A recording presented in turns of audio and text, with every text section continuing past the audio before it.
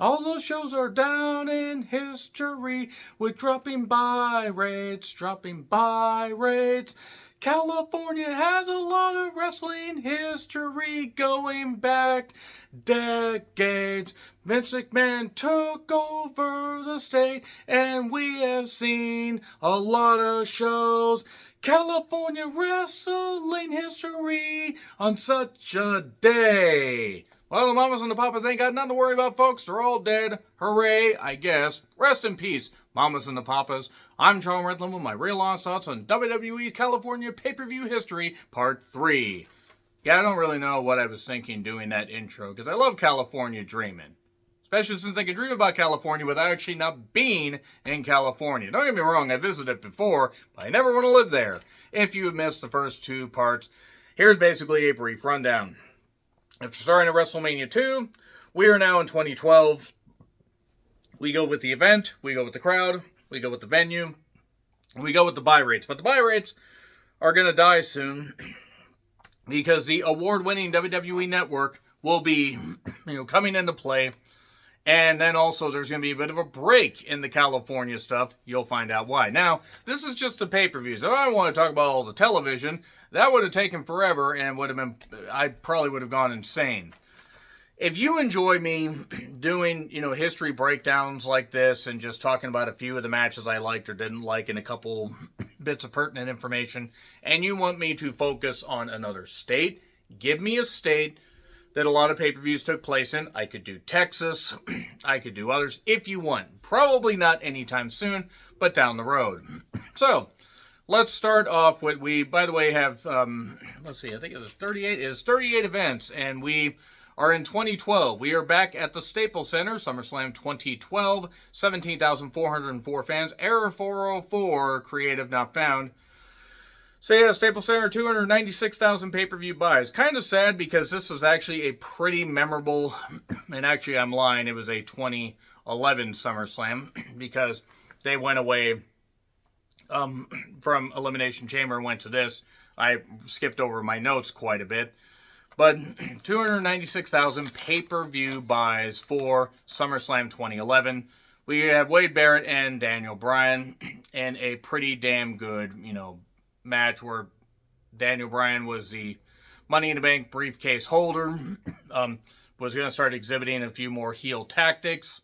Orton versus Christian, a no-holds-barred match for the world title, and Punk versus Cena, where Punk walked out as champion until Kevin Nash showed up for some reason, planted him with a jackknife for some unknown reason, and then Alberto Del Rio cashed in, eliminating any interest in the fallout of the Summer of Punk and pretty much killing off Punk. I mean, at least for a little bit. Yes, he was the champion at Survivor Series 2011, and he was seen as a big deal, but let's be perfectly honest. Had they planned and had foresight with this and actually bothered to stick with, something good, who knows where we might have gone with SummerSlam 2011 and the fallout. That being said, pretty good event, just ended on a sour note. Nice pace and a pretty hot Staples Center crowd. Now we go SummerSlam 2012, as I find, how a calendar works. They were way down in the crowd. 14,205 fans.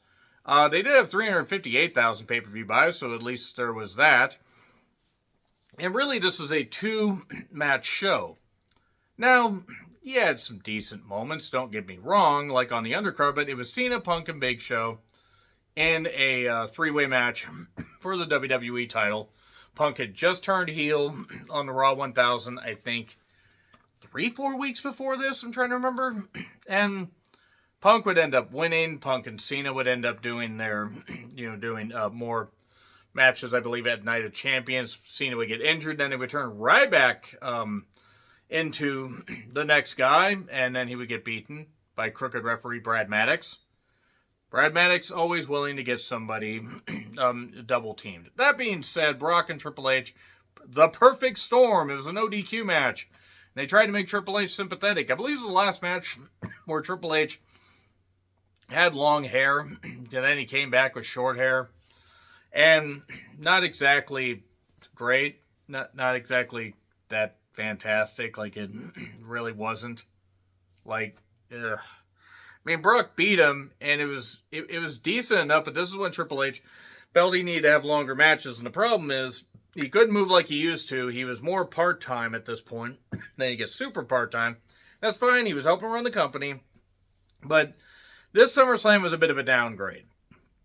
In fact, almost a serious downgrade. But let's go to SummerSlam 2013. To pick things up at least with the top two matches. Now, they did get back up above 17,000 fans. They had 17,739 fans in the Staples Center, and they basically had the same amount of pay-per-view buys. It was 296.9 thousand pay-per-view buys. We'd call it 297,000 if we want to. And Brock versus Punk was the match that people really wanted to see. That's the match that people probably remember the most as far as pure action. Bryan beating Cena when Cena had the tennis ball in his goddamn elbow right there. It was insane.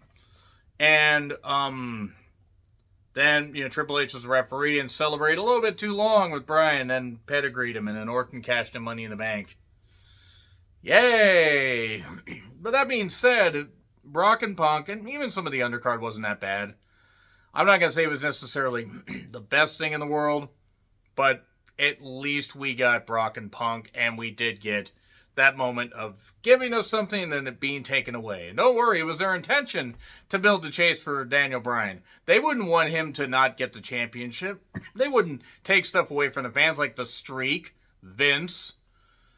But that being said, we will get to SummerSlam 2014. Now, this is where pay-per-view buys are still being factored in a little bit. 17,357 fans. They were on the award-winning WWE Network. They were still in the Staples Center. And they had 147,000 pay-per-view buys. Now, considering the network was more in full swing by this point, WrestleMania 30 being the first pay-per-view event, they had and I still think they had 400,000 pay-per-view buys for that. They were really going network heavy here. Cena versus Brock, which Brock just destroyed him like 14, 15 suplexes. It was nuts. It was goddamn great. Destroying Cena. Just absolutely just throttling him even. And pretty fun stuff. It was nice to see Cena get destroyed. I will give Cena credit. He was willing to take a lot of losses at SummerSlam after beating the Nexus when he shouldn't have. And whether it was Cena's decision, whether it was Vince's decision, I don't goddamn know, but that's still goddamn stupid. You can check out the previous video for that. But they did have Roman Reigns versus Randy Orton. This is when they were really trying to push and get Roman ready to win the Rumble and win the WWE Championship. Fans were more receptive here than they would end up being at the Rumble. And I'll even mention Stephanie versus Brie, which I still don't think was a great match, but I will say it was better than I thought. Didn't need to go 11 minutes. Stephanie was not that great of a worker, like ever, but at least Stephanie did end up losing. Oh no, she didn't lose. She didn't, because Nikki turned heel. Because Brie was mean to her, but she never told anyone until now. But Cena and Brock and Roman and Orton and even that women's match, I'll give them credit there. SummerSlam 2014 wasn't great, but it wasn't that bad. And then we go to WrestleMania 31. I recently retro-viewed this. You can check that out. I'm just going to skip through a couple things here. But 67,000 fans, not 76,976. They were in Levi's Stadium in Santa Clara, California, where the San Francisco 49ers play. 259,000 pay-per-view buys. The 7-way ladder match that Bryan won the Intercontinental Championship in. Cena and Rusev, Fujita, Rusev, Machka, where Rusev got beat for the U.S. title after the Tank entrance. Bray and Taker. Bray moving remarkably well for somebody whose ankle was on backwards. And Bork and Roman with Seth Rollins' heist of the century. And a mixed bag of a Mania because there were some great moments, but there were also some parts that Sting and Triple H is memorable for all the wrong reasons. Sting wasn't motivated. Triple H couldn't really move. I think Sean Waltman moved the best out of anybody there when he did a run-in. Not great stuff. But memorable for some reasons, for some good reasons. And then there were just as many that took it away. And also, it was an outdoor stadium in the daytime, and I don't know, that just didn't compute to me. So we go to Hell in a Cell 2015. So they didn't give him much of a break. They gave him a few months break. 17,505 fans, Staples Center, no buy rates, network. Roman and Bray in a Hell in a Cell match. Anyone but you, Roman, anyone but you. Seth versus Kane. I believe this is when they had Kane not be Corporate Kane anymore. He had to leave the corporation, the authority, whatever it was. And Bork versus Taker in a Hell in a Cell match. And I will say was better than I thought. It still doesn't justify Taker continuing to come back. Because you could argue this is probably the last great match that he had. But, I mean, I don't know. It definitely wasn't against Shane McMahon in a Hell in a Cell match. That being said, Hell in a Cell 2015 was all right. This is when things were starting to become, like, we'll give you a couple reasons to watch this, but since we're on the network, we don't have to try as much. And then they actually brought back the No Mercy pay-per-view, and this was the following October. It was No Mercy 2016, 14,324 fans, the Gold One Center in Sacramento, California. And they had Cena versus Dean Ambrose versus AJ. And I believe that started off because I don't remember if it was like the election debates or if it was sports. I think it was the election debate. I'm trying to remember. I try not to remember much about some of this stuff since this country's in fucking turmoil thanks to idiots. But Cena, Ambrose, and AJ did start off, and it was interesting. Ambrose would end up retaining because he had a weird WWE Championship run. But Ziggler versus Miz and IC title versus retirement match. If Ziggler didn't win, he'd have to retire. Ziggler won. I wish the Miz would have gone on longer because I would have wanted to see Miz be the one to break Honky Tonk Man's record. Thankfully, Gunther did. And that means that Gunther, an actual wrestler, is the best and longest reigning Intercontinental Champion of all time. Now, Miz did a lot with that and did a lot in his reigns as champion, at least most of them. And Bray versus Randy Orton. Oh boy, that feud. That feud was, I didn't like that feud. I didn't like that feud at all. But nevertheless, No Mercy 2016 wasn't bad. It was a pretty decent pay-per-view. But I do recall some of it not quite coagulating, not quite clicking. But it was better than some of the other network exclusive pay-per-views they would end up doing, such as Payback 2017, which actually had a few decent moments. It had almost 13,700 fans in the SAP Center in San Jose, California. I don't know if it's SAP, but SAP, just making it sound like a tree's growing right in the middle of the goddamn thing, and they got to wrestle around it like an ant that fell asleep. I want to see that in a wrestling ring now. Jericho versus Kevin Owens. I believe that was around the U.S. title. Seth versus Joe. It's really when they probably should have put the WWE Championship on Joe, if we're being honest. But Brock was the Universal Champion. They weren't going to do that. And Braun versus Roman. I'm not finished with you. It's really sad that I think Braun's best feud was against Roman. I think that was like his only really good feud. But, it is what it is. Payback 2017. I don't remember being worth much. I don't remember it being like awful, but I remember a lot of it feeling like just standard TV. And they stayed in 2017 for the next California show. 16,106 fans for No Mercy 2017. Staples Center. Roman and Cena, where Cena said, I have to keep coming back because you can't do your job. And Bork and Braun. Yeah, boy. Oh boy, jeez, that was all kinds of fun. Is that it? That's it for this goddamn list. Boy, jeez, that's a whole lot of fun. Yeah, that one wasn't all that great. It is what it is, though. But we then end up going basically a year later to TakeOver War Games, or just over a year later. TakeOver War Games in the Staples Center. Just about 13,600 fans. And it was Tommaso Ciampa versus the Velveteen Dream. Remember when Dream didn't fuck up his career? Oh, he did, because he was a creep and a weirdo. Allegations, whatever. It's a messy situation. A very messy situation. And apparently, he was not that well liked backstage. Maybe it's just as well. And then you had the Undisputed Era versus Pete Dunne, the Raiders, and I forget who else. Some of it's a bit of a mystery to me. You also had Aleister Black versus Johnny Gargano, and the crowd was pretty goddamn alive. The Staples Center was rocking and rolling. I still don't like the WWE version of War Games.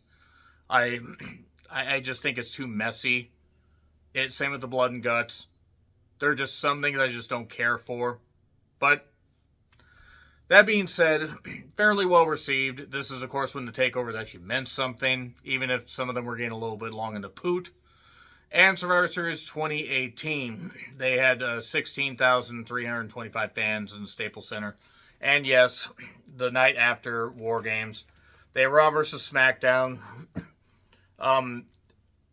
This is when they were establishing brand white supremacy and champion versus champion. I believe it was Rollins versus Nakamura. There was a women's match. I think it was Charlotte and Ronda, actually. And that's when they were really starting to boo Ronda, which was kind of hilarious in hindsight. Which, it was funny that they did that to Charlotte chanting, "You deserve it," when she got her ass beat, when Becky returned, or when Becky wasn't happy that she lost. Charlotte stole the win against Becky by pitting Carmella, which Carmella's the best use of her, being flat down and not doing anything useful in the ring because she really wasn't all that great. But Brock Lesnar and Daniel Bryan, after Daniel Bryan had turned heel, and a better match than I remembered it being. I mean, I actually did rewatch it a couple months ago, or actually around November, so that's actually a few months ago. Good Lord. But that match is better than I remember. A pretty decent Survivor Series, we're being honest, but not great necessarily. But then we go to Hell in a Cell 2019, and I remember Derb and I just practically thinking we were just going to snap. We were just going to say, no, we can't do this anymore. What? Any of this. We just can't. 10,000 fans, Golden One Center in San Jose, or Sacramento, California, rather. Becky versus Sasha was actually pretty good. The surprising fact that Sasha's weave didn't get up and just try to escape like Uganda and Symbiote was surprising. But Charlotte versus Bayley, which would end up leading to Bayley becoming a full-fledged heel soon after. That was actually kind of cool. And then Seth versus The Fiend Bray Wyatt. And the red lighting, the red cell, it was terrible. Terrible. And it ended in a no contest or the referee stoppage because he just kept piling stuff on him and smashed him with a comical hammer. And they called it off, and the crowd was chanting AEW. They were chanting refund. They were chanting all this. And 5-something years later, AEW still just couldn't capitalize on that shit. My God. My fucking goddamn goodness. But yeah, Seth versus The Fiend. That ended on a pretty sour note. And Becky and Sasha did pretty damn well in that Hell in a Cell. But we then basically took a break from traveling for a while because the pandemic. After Elimination Chamber 2020 and the following Raw, we ended up having Performance Center stuff, except for WrestleMania 37. It was in Tampa Bay. And then they got back out on the road, and you would have thought, okay, one of their pay-per-views in 2021, 2022 would have been in California. No. Their next one was Stand and Deliver, 2023. If I missed any in 2021 and 2022 that were in California, please let me know. I mean, because obviously they weren't that memorable. Stand and Deliver 2023, they had about 7,600 fans, and the Crypto.com Arena, which holds significantly more than that.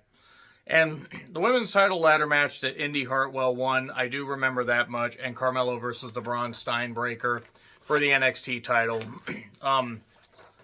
which wasn't necessarily the worst, but they got to move it out of that Friday slot, or that early Saturday slot. Have it. What I would do is I would see if you could work something and have it on a Thursday. Just have something where you could just have Stand Deliver on a Thursday, then go to SmackDown on Friday, Hall of Fame, whatever.